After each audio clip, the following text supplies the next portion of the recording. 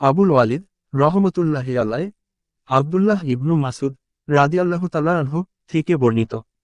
তিনি বলেন, আমি নবী সাল্লাল্লাহু আলাইহি ওয়াসাল্লাম স্ত্রীকে জিজ্ঞাসা করলাম আল্লাহর নিকট কোন আমল সবচেয়ে বেশি পছন্দনীয়।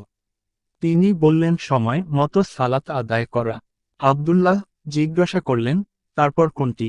তিনি বললেন পিতা মাতার সঙ্গে উত্তম ব্যবহার করা। আব্দুল্লাহ জিজ্ঞাসা করলেন তারপর কোনটি? তিনি বললেন আল্লাহর রাস্তায় জিহাদ করা। আব্দুল্লাহ বলেন নবী সাল্লাল্লাহু আলাইহি ওয়াসাল্লাম এগুলোর সম্পর্কে আমাকে বলেছেন। আমি যদি তাকে আরও বেশি প্রশ্ন করতাম, তিনি আমাকে অথবা জানাতেন। কুতাইবা ইবনু সাইদ রহমতুল্লাহি আলাইহ আবু হুরায়রা রাদিয়াল্লাহু তাআলা আনহু থেকে বর্ণিত।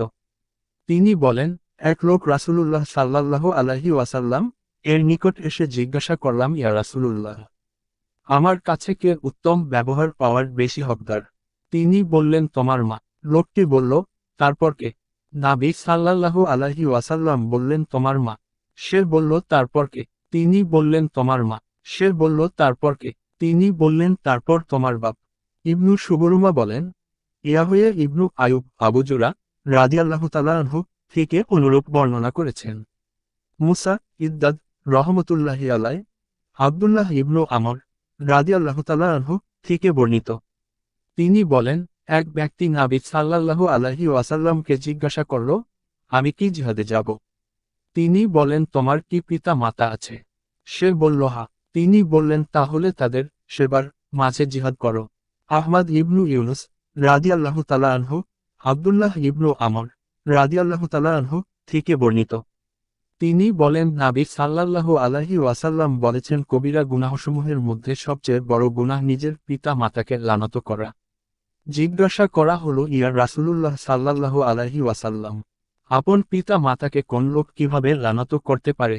তিনি বললেন সে অন্য কোন লোকের পিতাকে গালি দেয়, তখন সে তার পিতাকে গালি দেয় এবং সে অন্যের মাকে গালি দেয়, তারপরে সে তার মাকে গালি দেয়। সাদ ইবনু হাফস মুগিরা রহমতুল্লাহি আলাইহ থেকে বর্ণিত।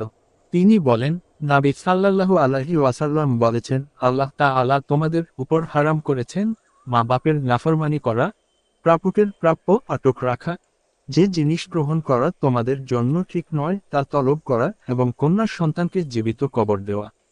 আর তিনি তোমাদের জনা অপছন্দ করেছেন গল্প গুজব করা, অপ্রয়োজনীয় প্রশ্ন করা ও সম্পদ নষ্ট করা।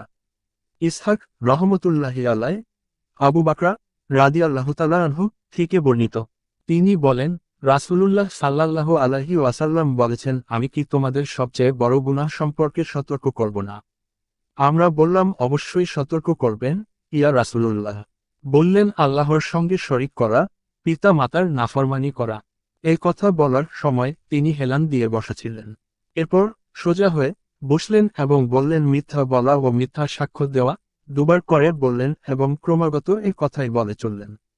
এমনকি আমি বললাম তিনি মনে হয় থামবেন না।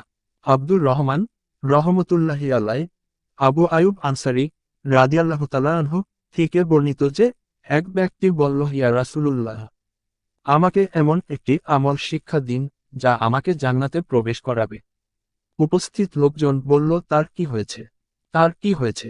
রাসূলুল্লাহ সাল্লাল্লাহু আলাইহি ওয়াসাল্লাম বললেন, তার একটি বিশেষ প্রয়োজন আছে। এরপর নবী সাল্লাল্লাহু আলাইহি ওয়াসাল্লাম বললেন, তুমি আল্লাহর ইবাদত করবে, তার সঙ্গে কাউকে শরিক করবে না, সালাত কায়েম করবে, যাকাত আদায় করবে এবং আত্মীয়তার সম্পর্ক রক্ষা করবে। একে ছেড়ে দাও। বর্ণনাকারী বলেন তিনি ওই সময় তার সওয়ারির উপর ছিলেন।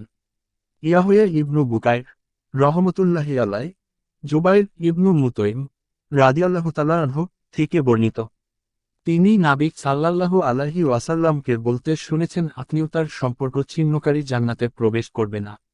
ইব্রাহিম ইবনু মুনজির রহমতুল্লাহি আলাইহ আবু হুরায়রা রাদিয়াল্লাহু তাআলা আনহু থেকে বর্ণিত।